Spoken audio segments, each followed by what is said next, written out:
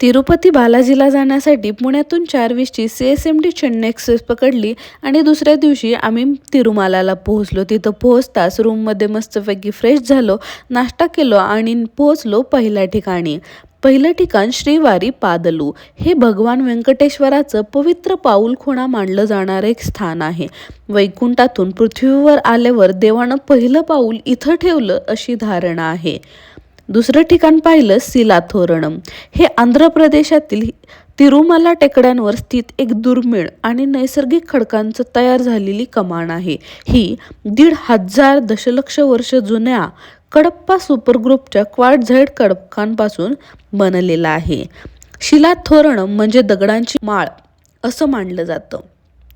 त्याच्या परिसरामध्ये सुंदर अशी बाग आहे. तिथे महादेवाची पिंड, अनेक देवी देवतांची शिल्पसुद्धा आपल्याला आढळतात.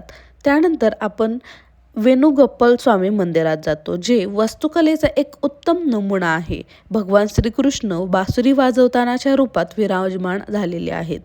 यालाच वेणुगोपाल किंवा बासरी गोपाल असंही म्हणलं जातं.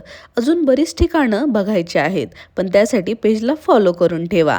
आणि ह्या सर्व ठिकाणांना भेट देण्यासाठी लागणारे कॉन्टॅक्ट डिटेल्स मिळवण्यासाठी कमेंटमध्ये बालाजी असं लिहा. धन्यवाद. पुन्हा भेटूया अशाच एका भागात.